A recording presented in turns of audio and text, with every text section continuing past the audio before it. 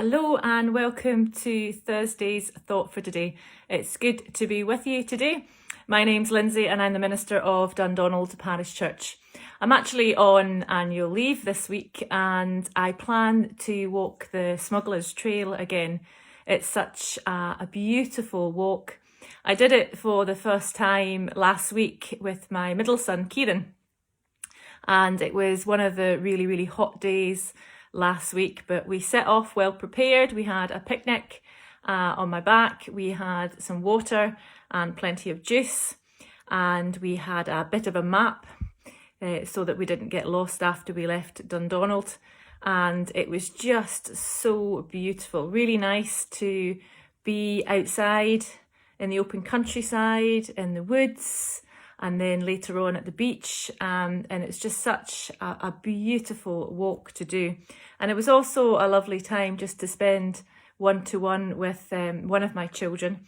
It was a long walk, so we had a long time to chat and to discuss things, and he had a time to share how he was feeling and what he's felt about this time of lockdown and what that's meant. So it was just a real gift of a day.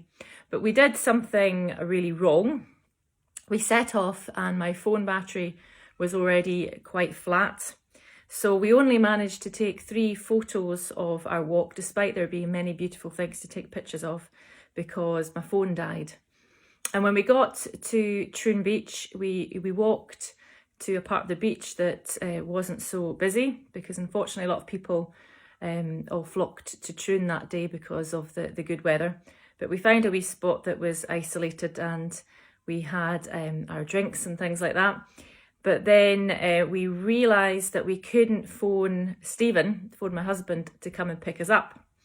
And we were left with the decision whether we had the energy to walk all the way back home again, which was probably not going to be the case, given that it was really hot and we'd been walking all day.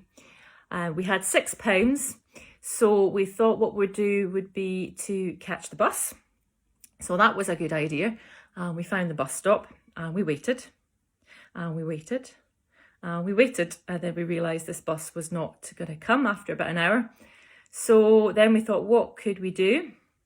We could have phoned Stephen from a payphone, but we knew that he didn't have his mobile on him because he'd smashed it and it'd been sent away to be repaired. And neither of us knew the phone number to the manse.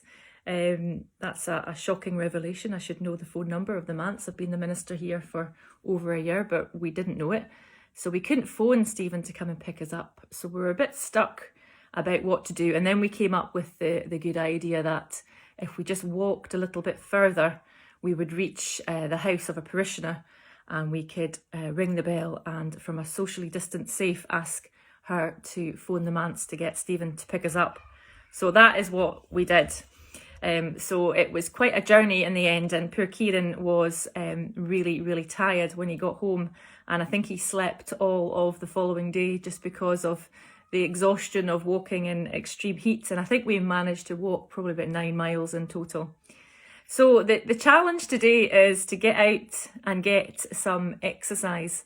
No doubt you already have got out and got some exercise, because we have been blessed with wonderful weather during lockdown, and it's been really awful for folks that have been shielded, that aren't allowed out for a walk. But for the majority of us, it has meant that at least we have an opportunity in the day to go out and get some well needed exercise. And we're doubly blessed here in Dundonald because we're right beside such beautiful country walks. But I was thinking about the verse that goes with this challenge, and it's from 1 Timothy chapter 4 verse 8. Physical training is good. So I looked up 1 Timothy 4 in the Message translation of the Bible. Now, the Message translation of the Bible is the Bible in more contemporary, everyday language. So in 1 Timothy 4, it says this: exercise daily in God. No spiritual flabbiness, please. Workouts in the gymnasium are useful, but a disciplined life in God is far more so, making you fit both today and forever. You can count on this. Take it to heart. I love that. No spiritual flabbiness, please. That's quite funny words. But what this little verse is saying is that, yes, we all know that keeping physically well is good for our physical, mental and emotional well-being. When we go out and we get exercise, when we look after our bodies, it actually has a beneficial effect for the whole of our bodies. And I was reminded that when I had Samuel and Kieran, they're quite similar in age, they're only 20 months apart. And when I was mixing with other parents and other mothers for the first time, I was really taken how they were all so focused on making sure that their children ate the right food and had plenty of fruit and vegetables, that they were keeping academically stimulated, that they went to a lot of extracurricular groups like gymnastics and swimming and brownies and all these great organisations. They thought about their children's physical, mental and emotional well-being, but something that they didn't think about is their spiritual well-being.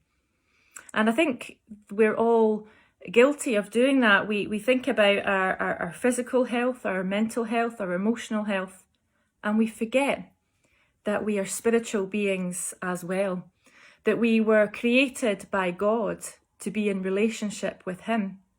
And if we want to really get the most out of life, if we really want to shine in the way that God intended us to be, then we need to be spiritual beings. Let me read that again. Exercise daily in God. No spiritual flabbiness, please. Workouts in the gymnasium are useful, but a disciplined life in God is far more so, making you fit both today and forever. You can count on this. Take it to heart. So how is your spiritual well-being right now?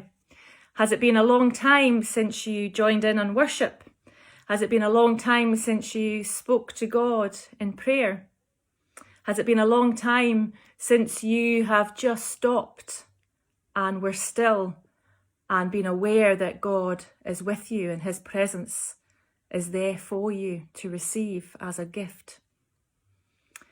So this challenge is maybe a double challenge today. Yes, go out and get some exercise, but maybe think about your spiritual well-being as well and how this can be improved.